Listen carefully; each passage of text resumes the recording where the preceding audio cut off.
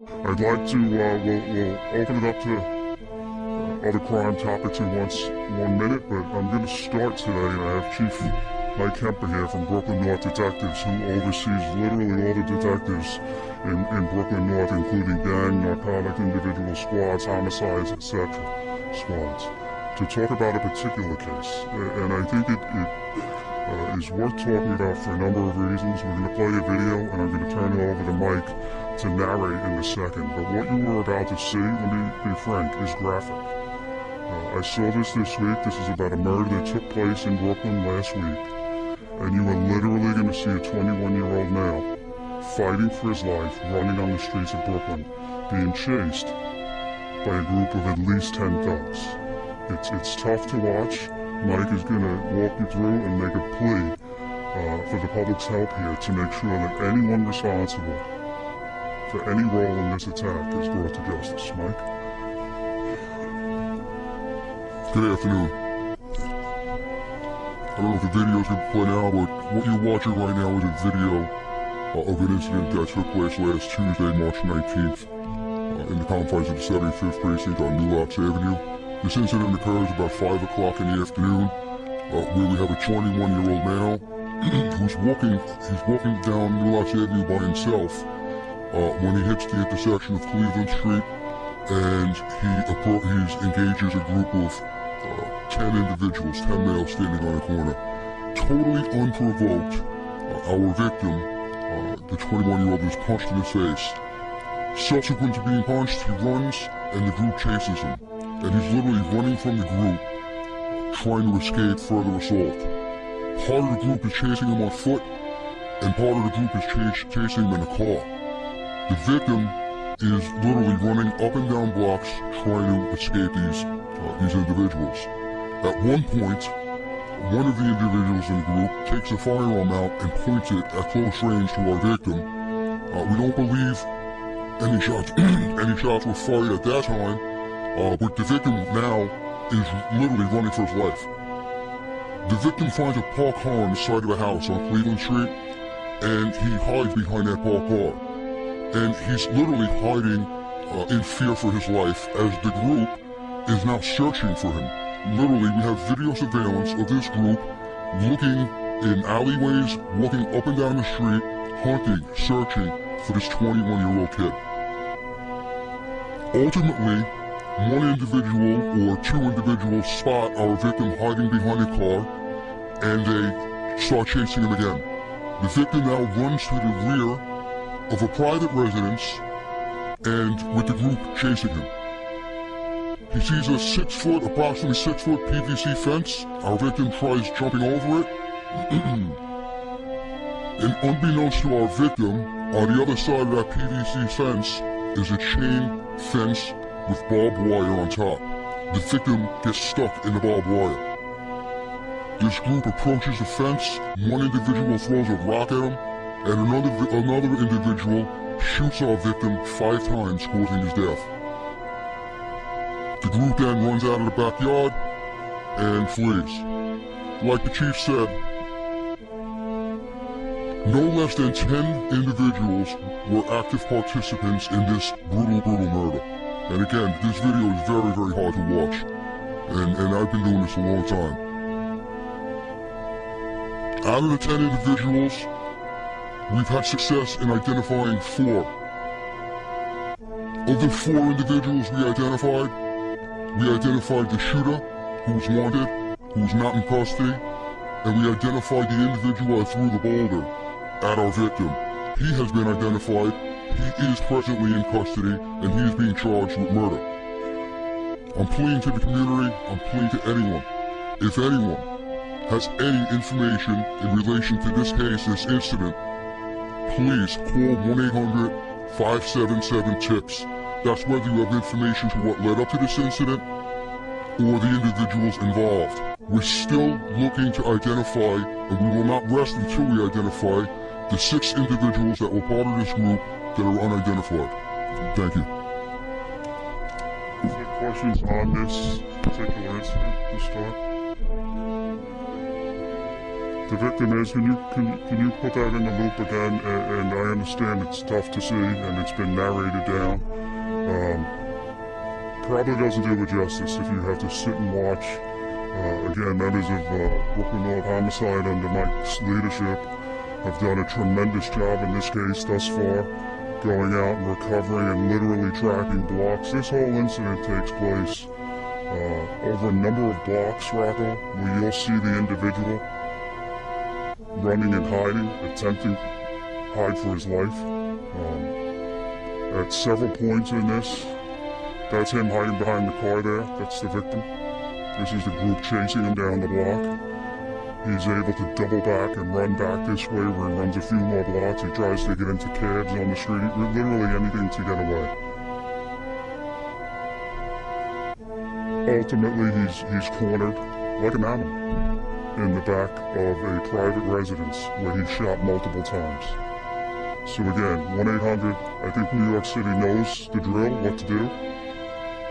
This is eerily similar to last June in the 48th precinct in the Bronx when Lissandro Guzman was the victim of a mob chasing him through the streets of the Bronx. Overtones that are similar. This is a gun, not a machete or a knife, but you have gang involvement and literally hoodlums with no fear of the law, organized, driving around in cars looking for this individual. And chasing him down and killing him. So again, 1-800-577-TIPS. Whether we have the individual in custody, here's 6 that we look to identify on my left.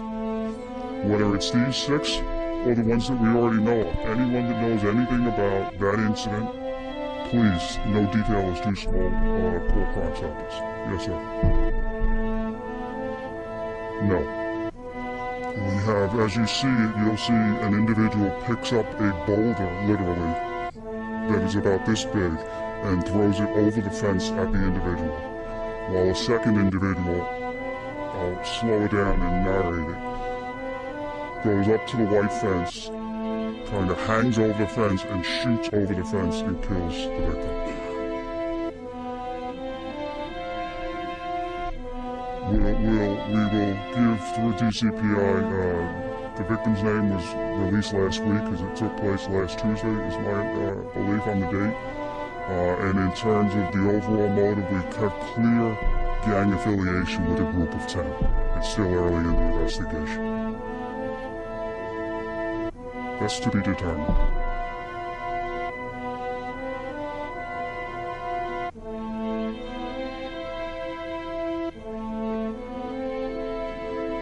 You know, I'm torn right now.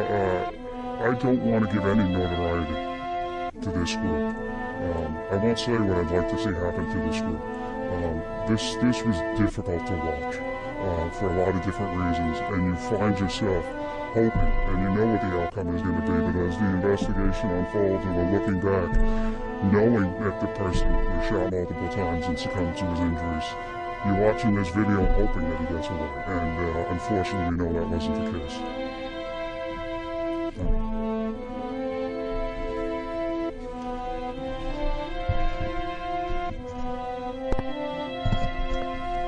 As far as their association, that's something we're looking into right now. Here's what we do know. We know our victim was walking down the street. We know this because we have this captured on video. There was no prior altercation, at least imminently at that time. He was walking down the block, he passes this group, and as he passes this group, he's immediately assaulted. He's punched in the face. Yeah, people jumping out of the car, they surround him, and like we described, he is literally running for his life. You watch the video here, it's hard to watch. You're literally rooting for him, and you're hoping that the group gives up. They were searching for him as he was hiding behind that car for a couple of minutes, to be quite frank. And they kept searching, the group split up, they were looking up and down the block for him, and like we mentioned, unfortunately, he was discovered, and he was chased, and he was murdered. Again, that's part of the investigation. The investigation's going very quick, and again, that's why we urge anyone in the community that has any information in relation to what transpired here, or the identities of anyone involved, We urge you to please call the Crime Stoppers hotline. Simply put, acts like this cannot and should not occur in New York City in 2019. Just let me elaborate on that a second. And, Mike's had a long day and probably a long couple of weeks. He was here at Comstock this morning where we had Brooklyn North End as the borough. And Brooklyn is bucking the trend in New York City. Brooklyn as a borough was up in shootings last year. I think we've reported that before. Starting really the second half of the last year. And they're driving the increase in shooting violence in New York City this year. And what's behind this shooting violence? You ask what's behind this, gang violence in Brooklyn is something that we talk about many times.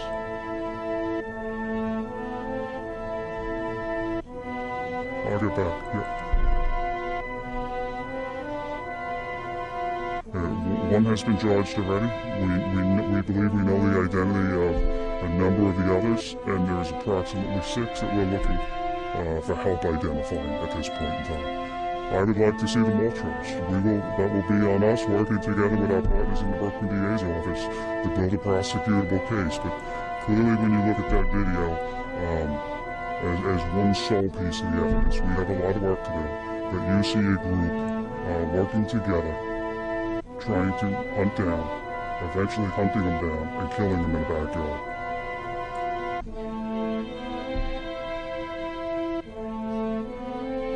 I won't go into specifics. Mike could go into, but he probably won't give it to you either.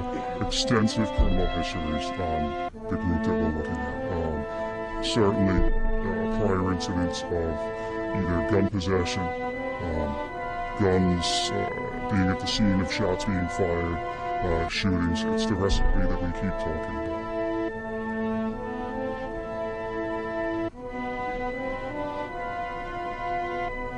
What you see on the video is an individual, our victim, walking down the street. You see a car pull up.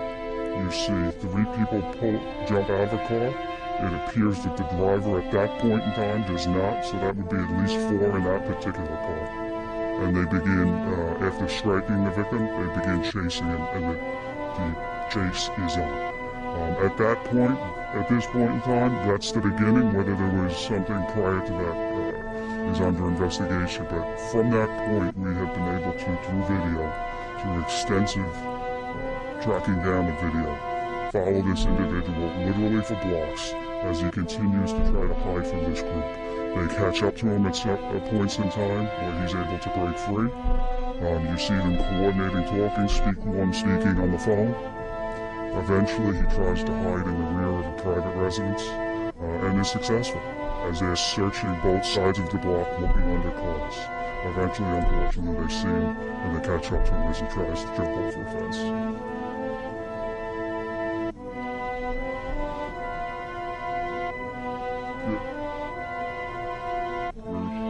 They get the video, but what screen you want to put up?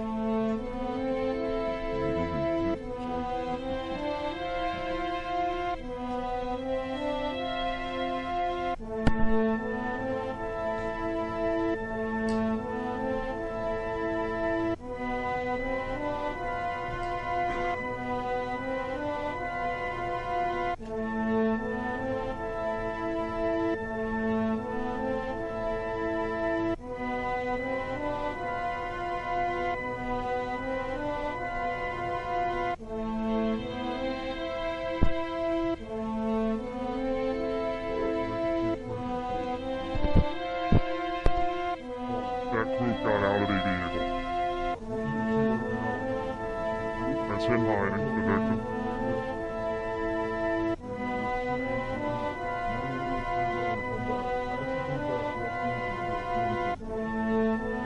On the side.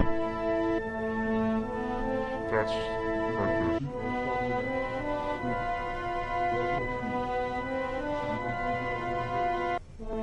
That is not where the eventual shooting takes place.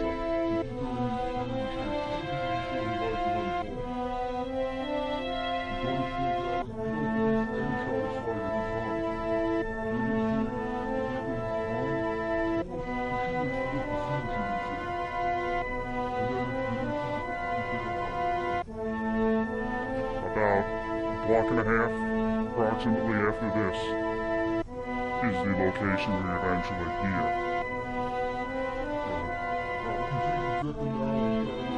Distance between the group and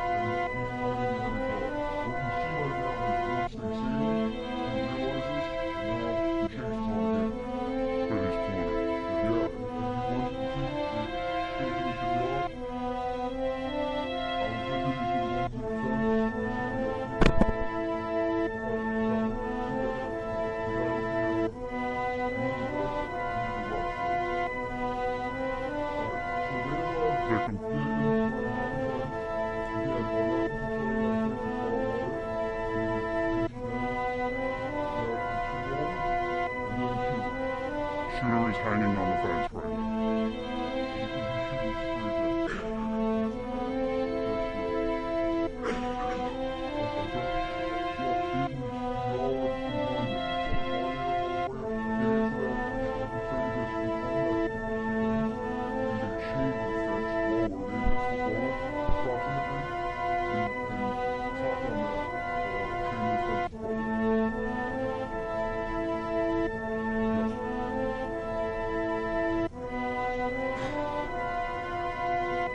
Yeah, so it is a private residence as far as his familiarity. We don't think he was safe placement at the time, but certainly as his case moves forward, we see there being some connection between the victim and the housing right now. Just as this is going on, from this point to eventually where it ends, he is trying anything to get away. He's trying to get into cars, into cabs, and unfortunately doesn't succeed.